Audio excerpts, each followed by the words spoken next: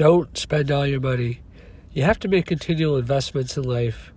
Otherwise, you're not going to get anything of value. I mean, even the gift of life is a gift. But, God or life or your parents, they had to create you.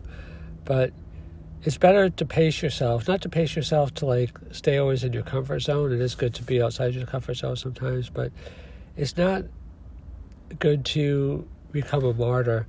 Often in my life, I felt that I just had to give, and then it was my responsibility. And I still feel that way, but it has to be balanced, because if you diminish yourself, then you don't have anything left to give. You become depleted. And when I was growing up, I was a good runner. My dad coached me, and he had kind of an extreme philosophy, which kind of, I think, burnt me out. I'm not making excuses, but he said every day you have to run your fastest, and because if you're not going forward in life, you're going backwards, and he didn't believe in any kind of easy days or rest days. I mean, when you're physiologically speaking, your body starts to break down if you don't give it a chance to heal. If you just keep pushing, and even emotionally, it's like if you that's why a lot of people go off diets, because they just are too strict. I mean, you have to be strict with yourself in life, because a lot of people are too easy on themselves and they make excuses. You have to be disciplined. You have to make what I call a quality decision. Other people have used that term also, obviously, so that it's like you can't always go with your feelings. You when you make a commitment on things, you do it whether you feel like it or not, because if you just did what you felt like, then it's possible you might not do much of anything. I mean, I think there's an intrinsic joy, of being active and being productive. So, we get joy out of that. But sometimes we just it's human nature to want to take shortcuts or be lazy, or take things for granted. So we have to, swim upstream sometimes and not always listen to our feelings. But we have to make sure, also metaphorically, not to give away, all our energy, all our money. What happens is that some people just respond to their inbox, and they are, as I said, just going along with everyone else's agenda. See, what happens is it's scary to take responsibility for your own life, which means to take responsibility for your own thinking, your own planning.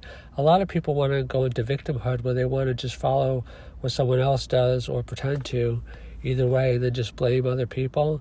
But that's not the path to quality. It's you have to be willing to be a little bit lonely. I'll give you an example, another one.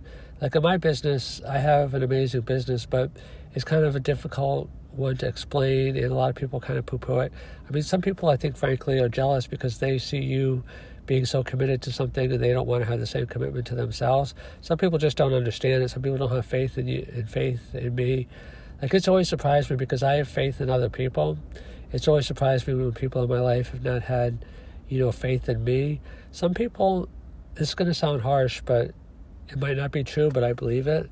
The reason why I say it might not be true, because I have humility to realize that just because I believe it doesn't mean that other people believe it. But I believe that some people are almost incapable of getting outside their own goals to look at your goals and to have confidence that you could do something that doesn't make sense to them. Any kind of business that Peter Thiel talks about, 0 to 1, is going to look a little crazy at the beginning, because if it's a great business that's going to be disruptive, if it's obvious that someone would have already done it, and they say there's nothing new under the sun, but the world does come up with new technologies, blockchain, Internet of Things, and other things. I mean, social media was new at one time. I mean, radio was new at one time. Even fire was new, controlled fire for the human race. So when I say in the title, don't go give away all your money, trust other people, take feedback from other people, because in business, product market fit is the key. You have to get things that customers want, but also trust your own intuition. Steve Jobs, he didn't do market research, and Henry Ford said that if you asked people what they wanted, they would say a faster horse rather than a car. People do linear extensions from their own previous experience. That's why people, that road horses might say they want a faster horse rather than a car, because a car is kind of a visitor from outer space. It's kind of that's why people like Elon Musk, and that really changed the world, they are doing something that hasn't been done before. Like with Tesla, people have been short. I just did a recent podcast on Tesla and Elon Musk and his Grand Plan Part 2, which he's implementing now. But people love to be a critic. Like they love to short Tesla and say, well, it doesn't make sense because it doesn't follow our formula that we're used to. But Elon Musk has kind of like a new formula. Like people thought electric cars were like golf carts. First they thought electric cars couldn't be, quote unquote sexy. And then they thought that they couldn't be affordable. And then they didn't think this and that. And it's like, when you're going to challenge the status quo, like it's important to challenge the status quo, but only if you're right. And you don't know if you're right until you get into it, obviously. But, Elon Musk had 3, failed launches of SpaceX. He put all his own money into it, and he actually had to borrow rent from somebody to actually survive. He put all his money. I'm not recommending that. I mean, the title of this is Save Some Money to Reserve, because you have to have the humility that you could be wrong. But if you believe in what you're doing and you incorporate the feedback and you make adjustments, but you still believe in what you're doing, because you see like the progress, even if other people see it but don't see it as much. Like, I'm just using Tesla because it's a very visible example, but there's so many other examples.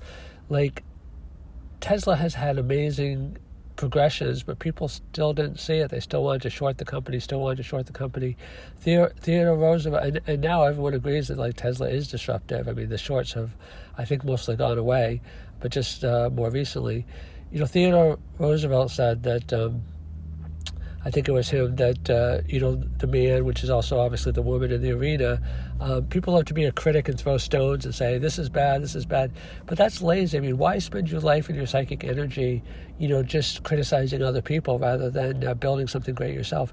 Gary Vaynerchuk says that he would rather build the tallest building in town rather than, try to level everybody else's. They say either to be successful, you can either build a great building or you can destroy everybody else's building so nobody else can do anything. And there's one other thing, if I can think about it. I guess that's it for now.